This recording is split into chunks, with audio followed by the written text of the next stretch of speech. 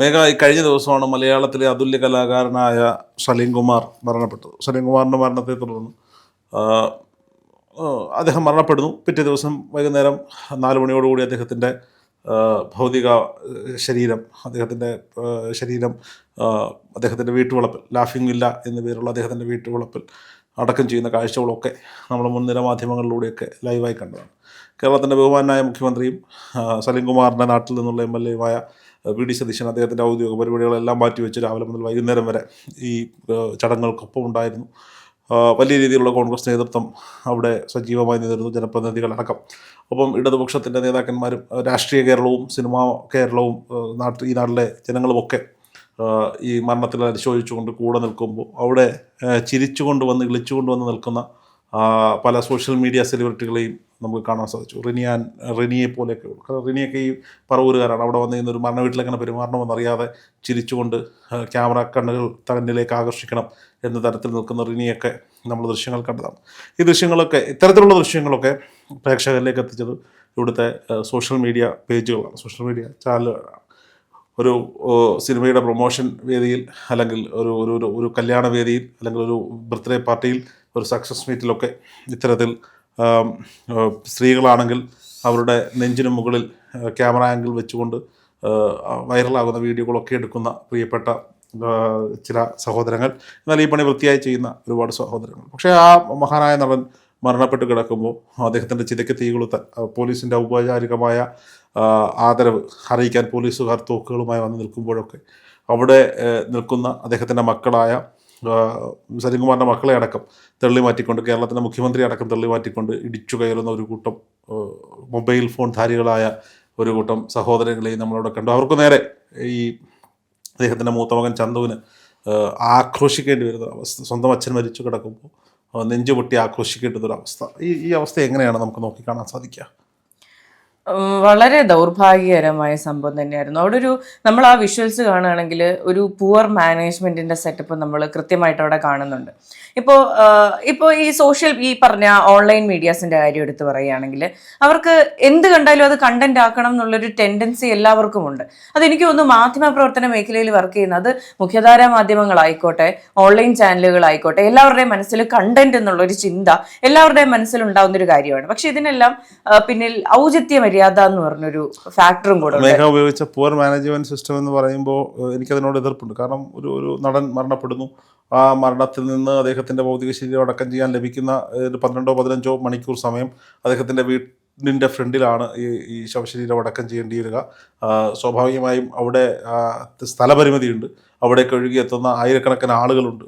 ഇവരിൽ കച്ചവട താല്പര്യത്തോടെ വരുന്നവരാണോ അതോ അദ്ദേഹത്തിനോടുള്ള സ്നേഹത്തിൽ വരുന്നവരാണോ എന്ന് തിരിച്ചറിയാൻ പറ്റാത്ത സാഹചര്യമുണ്ട്. ആരെ ഒഴിവാക്കണം, ആരെ പിടിച്ചു മാറ്റണമെന്ന് അറിയാൻ പറ്റാത്ത ഒരു സാഹചര്യം ഉണ്ടാകുന്ന ഏറ്റവും വലുത് ഈ സ്ഥലപരിമിതികൾ തന്നെയായിരിക്കും. ഒരു പക്ഷേ നമ്മൾ കണ്ടിട്ടുള്ളതാണ്. കേരളത്തിൻ്റെ പല സെലിബ്രിറ്റികളും മരണപ്പെടുമ്പോഴും ഒക്കെ ഇത്തരത്തിലുള്ള കാഴ്ചകൾ നമ്മൾ കണ്ടിട്ടുണ്ട്. പൊളിറ്റീഷ്യൻസ് മരണപ്പെടുമ്പോൾ ഇത്തരത്തിലുള്ള കാഴ്ചകളൊക്കെ നമ്മൾ കണ്ടിട്ടുള്ളത്. ഞാനൊരു പുവർ മാനേജ്മെന്റ് അവിടെ എൻ്റെ ഒരു ഒബ്സർവേഷനിൽ എനിക്ക് തോന്നിയൊരു കാര്യം എന്ന് പറഞ്ഞാൽ, ഇപ്പോൾ VD സതീശനുണ്ട്, അതുപോലെ തന്നെ ചന്തുവും സലീം കുമാറിന്റെ ഭാര്യയും മറ്റു മകനും എല്ലാവരും നിൽക്കുന്നതിന് പുറകിലായി ഒരു ബാരിയർ തീർത്ത് കുറച്ച് മനുഷ്യർക്ക് നിൽക്കാമായിരുന്നു. അവിടെയാണ് ഞാൻ പറഞ്ഞൊരു മാനേജ്മെന്റിന്റെ ഒരു ഫാക്ടർ വരുന്നത്. അവിടെ താരസംഘടനയിലെ ആൾക്കാരുണ്ടായിരുന്നു, അതുപോലെ തന്നെ രാഷ്ട്രീയ പാർട്ടിയിലെ നമ്മുടെ കോൺഗ്രസിന്റെ കുറെ ആൾക്കാർ ഇവിടെ ഉണ്ടായിരുന്നു. അപ്പോൾ സ്വാഭാവികമായിട്ട് നമുക്കൊരു സ്ഥലം കാണുമ്പോൾ ഓക്കെ, ഇവിടെ കുറച്ച് കാര്യങ്ങൾ മാനേജ് ചെയ്യേണ്ട ഒരു ആവശ്യമുണ്ടെന്ന് നമുക്ക് സ്വാഭാവികമായിട്ട് തോന്നില്ലേ? ഇപ്പൊ വീട്ടിലാണെങ്കിലും തൊട്ടടുത്ത വീട്ടിലാണെങ്കിലും ഒരു മരണം സംഭവിച്ചാൽ ഓക്കെ, ഇവിടെ ഇത്ര കാര്യങ്ങൾ ചെയ്യേണ്ടതായിട്ടുണ്ട് എന്നൊരു സ്വാഭാവികമായിട്ടൊരു തോട്ട് വന്നിട്ട് നമ്മൾ ചെയ്യുന്ന കുറച്ച് കാര്യങ്ങളുണ്ട്. അതവിടെ ചെയ്യണമായിരുന്നു. ഉണ്ടാക്കിയത് മാധ്യമപ്രവർത്തകരാണ് എന്ന് പറയുമ്പോൾ മുൻനിര മാധ്യമങ്ങളുടെ, അതായത് ജേർണലിസം ബാക്ക്ഗ്രൗണ്ടുള്ള എല്ലാവർക്കും മനസ്സിലാകുന്ന തരത്തിൽ ക്യാമറകളെല്ലാം കൃത്യമായി അറേഞ്ച് ചെയ്തുകൊണ്ടൊരു സ്ഥലം അവിടെ ക്യാമറ പേഷ്യൻസിന് വേണ്ടി ഒരുക്കിയിരുന്നു എന്നുള്ളതാണ്. പക്ഷേ ഇതിൻ്റെ ധാർമ്മികത അറിയാത്ത, മാധ്യമപ്രവർത്തനം എന്തെന്നറിയാത്ത ഒരു കൂട്ടം ആളുകളാണ് ഈ ഫ്രണ്ടിൽ വന്ന് ഈ പ്രശ്നങ്ങൾ ഉണ്ടാക്കിയത്. ഒരുപക്ഷെ ചന്തു ഈ ആക്രോശിക്കുമ്പോഴും ഫോൺ മാറ്റടാ, മൈക്ക് മാറ്റടാ എന്നൊക്കെ അവിടെ നിന്ന് ആക്രോശിക്കുന്നുണ്ട്. അതായത് അവിടെ നഷ്ടപ്പെട്ടത്, ഇപ്പോൾ നമ്മളൊക്കെ വളരെ ഫേസ്ബുക്കിലും ഇൻസ്റ്റയിലും ഒക്കെ വലിയ രീതിയിൽ സെൻറ്റിമെൻ്റലായിട്ട് എഴുതും, സലീം കുമാർ പോയി ഇച്ചിരി. പക്ഷെ നഷ്ടം ആർക്കാണ്? മലയാള സിനിമയുടെ നഷ്ടം തന്നെയാണ്, ഇല്ല എന്ന് ഞാൻ പറയുന്നത്. നഷ്ടം ആ കുടുംബത്തിൻ്റെതാണ്, അല്ലേ? ആ കുടുംബത്തിൻ്റെതാണ്, അദ്ദേഹത്തിൻ്റെ സുഹൃത്തുക്കളുടേതാണ്. അപ്പോൾ അവരുടെ ഒരു വൈകാരികമായ ഒരു അവസ്ഥയെ ഇത്തരം ആളുകൾ പരിഗണിക്കുന്നില്ല എന്നുള്ളതാണ്. ഇതിൽ ഒരുപക്ഷെ പോലീസുകാർക്ക് പോലും നിയന്ത്രണം ഏർപ്പെടുത്താൻ പറ്റാത്ത തരത്തിലുള്ള കാര്യങ്ങൾ അവിടെ ഉണ്ട്. അപ്പോൾ ഇതിൽ സ്വയം വിലയിരുത്തേണ്ടത് ഈ മാധ്യമ പ്രവർത്തകരെന്ന് അഭിനമിച്ച് നടക്കുന്ന ഇവർ തന്നെയല്ലേ?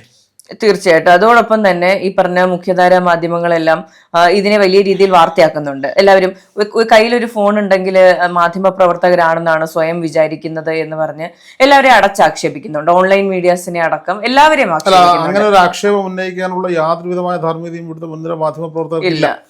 കാരണം വയനാട് ദുരന്ത ഭൂമിയിലടക്കം പല കൊലപാതക ക്രൈം സീനുകളിലടക്കം ഇവരുടെ ചോദ്യങ്ങളും ഇവരുടെ ഇടപെടലുകളും നമ്മൾ കണ്ടിട്ടുള്ളതാണ്. കൊല്ലത്തൊരു കൊച്ചു പെൺകുട്ടിയെ തട്ടിക്കൊണ്ടുപോയ വീട്ടിൽ ഇടിച്ചു കയറിയ വീട്ടുകാരോട് ചോദിച്ച ചോദ്യങ്ങളൊക്കെ നമ്മുടെ മുന്നിലുണ്ട്. അപ്പോൾ അർജുന്റെ വീട്ടിൽ പോയി ചോദിച്ച ചോദ്യങ്ങൾ നമുക്ക് മുന്നിലുണ്ട്. അപ്പോൾ അവർക്കൊന്നും ഇതിനെ കുറ്റപ്പെടുത്താനുള്ള ധാർമ്മികതയില്ല. പക്ഷെ കൃത്യമായി ഇനിയെങ്കിലും ഇനിയും നമ്മുടെ നാട്ടിൽ കലാകാരന്മാരും രാഷ്ട്രീയ നേതാക്കന്മാരും ഒക്കെ മരണപ്പെടാം, പ്രമുഖന്മാരൊക്കെ മരണപ്പെടാം. അവിടെയെങ്കിലും ഇത് എത്രയോ കാലം കൊണ്ട് പറയുന്നതാണ്. ഇന്നസെന്റ് മരിച്ചപ്പോൾ നമ്മളിത് കണ്ടതാണ്, ശ്രീനിവാസൻ മരിച്ചപ്പോൾ നമ്മളിത് കണ്ടതാണ്. എത്രയോ കാലം കൊണ്ട് പറയുന്ന ഒരു കാര്യമാണ്. ഇതിന് കൃത്യമായൊരു നിയന്ത്രണം ഉണ്ടാകേണ്ടതുണ്ട്. ഇനി ഇത് കൂടാതെ ഒരു കൂട്ടം ആളുകളുണ്ട് ഇതിൽ രാഷ്ട്രീയം ചെയ്യുന്ന ചില ആളുകൾ. സലീംകുമാർ മരണപ്പെട്ടു എന്ന വാർത്ത വരുമ്പോൾ അദ്ദേഹം കോൺഗ്രസ്സുകാരനായതുകൊണ്ട് തന്നെ ഇയാൾ ചത്തോ എന്നൊക്കെ ചോദിച്ചുകൊണ്ട് കമൻ്റ് ഇടുന്ന ഒരു കൂട്ടം സൈബർ ക്രിമികളെയും നമ്മളിവിടെ കണ്ടിട്ടുണ്ട്.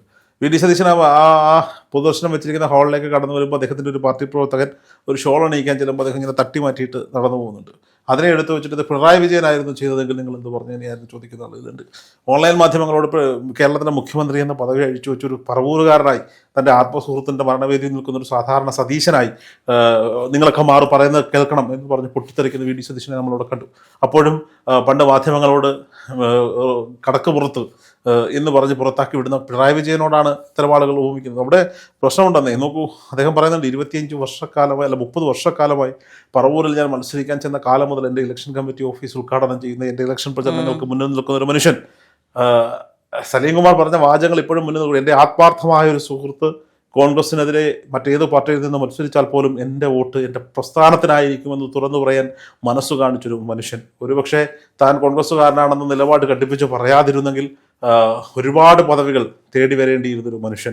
IFFK വേദിയിൽ അവാർഡ് ജേതാക്കൾ എല്ലാവരും കൂടി ചേർന്ന് ദീപം തെളിയിച്ചപ്പോൾ ഒഴിച്ചു മാറ്റി നിർത്തിയത് സലീംകുമാറിനെ മാത്രമാണ്. സലീംകുമാർ പറഞ്ഞു, ഞാനൊരു കോൺഗ്രസ്സുകാരനായതിൻ്റെ പേരിൽ എന്നെ മാറ്റി നിർത്തുമെങ്കിൽ മാറ്റി നിർത്തിക്കോളൂ എന്ന് തന്നെയാണ് സലീംകുമാറിൻ്റെ അന്നുണ്ടായിരുന്ന പ്രതികരണം എന്ന് പറയുന്നത്. അടിമുടി കോൺഗ്രസ് ആയ ഒരു മനുഷ്യൻ. എനിക്ക് തോന്നുന്നു എൻ്റെ ഓർമ്മയിൽ, എൻ്റെ 36 വയസ്സുള്ള എൻ്റെ ഓർമ്മയിൽ കോൺഗ്രസിൻ്റെ പതാക പതിപ്പിച്ച ഒരു മനുഷ്യനെ ചിതയിലേക്ക് എടുത്തിട്ടുണ്ടെങ്കിൽ, ഒരു കലാകാരനെ, ഒരു സിനിമാ നടനെ എടുത്തിട്ടുണ്ടെങ്കിൽ അയാളുടെ പേര് സലീംകുമാർ എന്ന് മാത്രമാണ്. അദ്ദേഹത്തിൻ്റെ പേര് സലീംകുമാർ എന്ന് മാത്രമാണ്. അദ്ദേഹം പറവൂരിലെ ഇത്തവണത്തെ തിരഞ്ഞെടുപ്പ് നടക്കുന്ന സമയത്ത് അദ്ദേഹത്തിൻ്റെ സുഹൃത്തിനോട് പങ്കുവച്ച കാര്യങ്ങൾ അദ്ദേഹം പറഞ്ഞിട്ടുണ്ട്. ഈ ഇലക്ഷൻ റിസൾട്ട് ഒന്ന് പെട്ടെന്ന് വന്നിരുന്നെങ്കിൽ, ഇവിടുത്തെ മുഖ്യമന്ത്രി ആരെന്ന് പെട്ടെന്ന് തീരുമാനിച്ചിരുന്നെങ്കിൽ, എന്നിട്ട് വേണം എനിക്കൊരു സർജറി ഉണ്ട്, സർജറിക്ക് പോകാൻ, ആ സർജറിക്ക് ശേഷം ഞാൻ മടങ്ങി വന്നില്ലെങ്കിലോ എന്ന് ചോദിച്ചിരുന്ന ഒരു സലീംകുമാറിനെ കുറിച്ച് അദ്ദേഹത്തിൻ്റെ സുഹൃത്തുക്കൾ തുറന്നെഴുതുന്നുണ്ട്. നമ്മൾ കണ്ടതാണ്. ഈ വി ഡി സതീശൻ മുഖ്യമന്ത്രി ആയതിനു ശേഷം പറവൂരിൽ ദിവസങ്ങൾക്ക് മുമ്പ്, മണിക്കൂറുകൾക്ക് മുമ്പ് നടന്നൊരു പരിപാടിയിൽ അദ്ദേഹം പങ്കെടുത്തത്, മോഹൻലാലുമായി ചേർന്ന് വേദി പങ്കിടുന്നത്, വി ഡി സതീശനുമായി ചേർന്ന് വേദി പങ്കിടുന്നത്. ഈ എൻ്റെ നാട്ടിൽ കൊട്ടാരക്കരയിലും പത്തനാപുരത്തും റോഡ് ഷോകൾ നടത്തി, KSU റോഡ് ഷോകൾ നടത്തി. ആ റോഡ് ഷോയിൽ മുഖ്യാതിഥിയായി എത്തിയത് സലീംകുമാറായിരുന്നു. നമ്മൾ മനസ്സിലാക്കേണ്ട ഒരു കാര്യം, ആ മനുഷ്യൻ കോൺഗ്രസ് ആയി പോയതിൻ്റെ പേരിൽ അദ്ദേഹത്തെ സൈബർ ഇടങ്ങളിൽ, അദ്ദേഹത്തിൻ്റെ മരണവേദിയിൽ ഇങ്ങനെ ആക്ഷേപിക്കുന്ന ഒരു കൂട്ടം സൈബർ ക്രിമികീടങ്ങൾ കൂടി ഈ നാട്ടിലുണ്ട് എന്നുള്ളതാണ്. അദ്ദേഹത്തിൻ്റെ രാഷ്ട്രീയം പറയുന്നതിൽ എന്താണ് തെറ്റ്? ഇപ്പോൾ ഭരത് മുരളി, അദ്ദേഹം കമ്മ്യൂണിസ്റ്റുകാരനായിരുന്നു, കമ്മ്യൂണിസ്റ്റുകാരനായിട്ടാണ് മരിച്ചത്. ആരെങ്കിലും അദ്ദേഹം കമ്മ്യൂണിസ്റ്റുകാരനായതിൻ്റെ പേരിൽ അദ്ദേഹത്തെ എന്തെങ്കിലും പറയാൻ പോയിട്ടുണ്ടോ? ഇല്ല.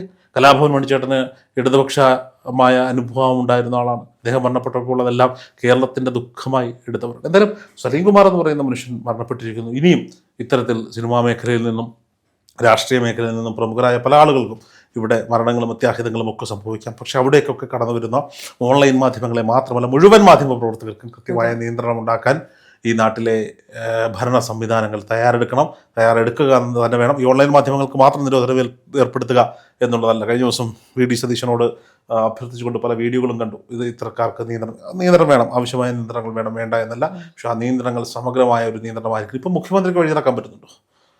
മുഖ്യമന്ത്രിക്ക് വഴി നടക്കാൻ പറ്റുന്നില്ല. അദ്ദേഹം മാധ്യമങ്ങളോട് സംസാരിച്ചില്ലെങ്കിൽ പൂക്കി മുഖ്യമന്ത്രി മിണ്ടുന്നില്ല എന്നാണ് പരാതി. തൊടുന്നതും പിടിക്കുന്നതിനും അദ്ദേഹത്തിന് ഈ മാധ്യമങ്ങളോട് പ്രതികരിച്ചുകൊണ്ടിരുന്നാൽ മതി. ഓരോ ഓരോ ഓരോ മന്ത്രിസഭാ യോഗങ്ങൾ കഴിയുമ്പോഴും ഓരോ സുപ്രധാന തീരുമാനങ്ങൾ എടുത്തു കഴിയുമ്പോഴും കൃത്യമായി മാധ്യമങ്ങളോട് ഇത് ബ്രീഫ് ചെയ്യുന്നുണ്ട് മുഖ്യമന്ത്രി. അദ്ദേഹത്തെ മാറ്റി നിർത്തുന്ന ഒരു സാഹചര്യം ഇപ്പോൾ നമ്മുടെ ഇടയിൽ കാണുന്നുണ്ട്. ഇത് ഒഴിവാക്കപ്പെടേണ്ടതാണ്. മാധ്യമങ്ങളും ഓൺലൈൻ മാധ്യമ സുഹൃത്തുക്കളും ഈ പറയപ്പെടുന്ന തരത്തിൽ സ്വയം നിയന്ത്രിക്കുന്നത് നല്ലതായിരിക്കും. ശരിയല്ലേ?